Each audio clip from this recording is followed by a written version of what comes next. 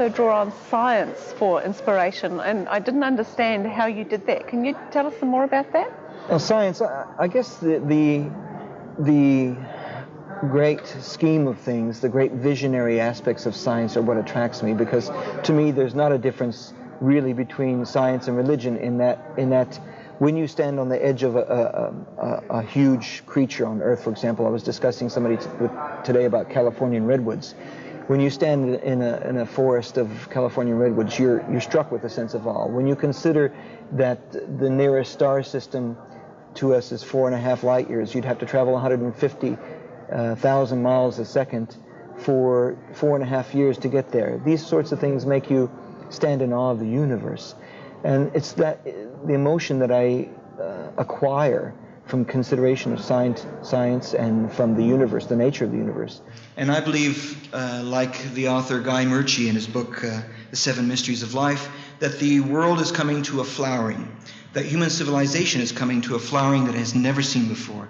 Very positive statement, a very encouraging statement, that we are reaching this area, and this symbolizes the maturation of the human race and the end of its social evolution on this planet. That's a tremendous statement.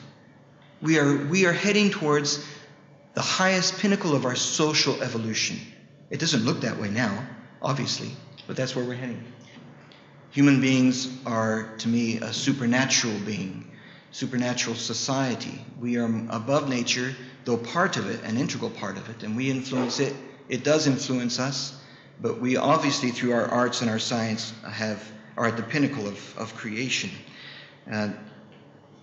So musicians and artists in general must take a role in assisting mankind in this process of transition from a destructive, outworn ideology that no longer works in the worldview of a global society. And we have to assist in that transition to a world society, a global society that is just and open. Spirituality I like to define as the state of being human. That's what defines us as being human, as distinct from the animal kingdom. If we are not spiritual, then we are not acting human. And spirituality entails quite a few different things. All of us have spiritual powers. We possess soul, and these powers that the soul possesses are beyond the physical, but which are expressed by physical means.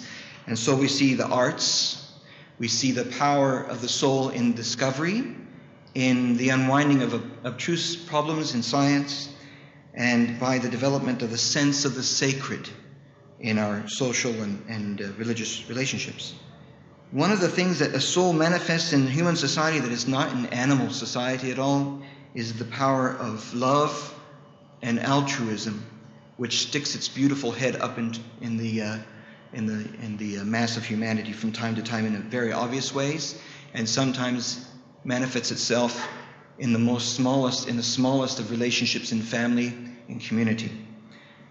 This love, this altruism, which is the power of our souls, which is the aim, in my understanding, of our spiritual path, entails the willing sacrifice of yourself for others, the giving of yourself to others. And we see that as an integral part of the arts. If the arts are selfish, they are no longer arts.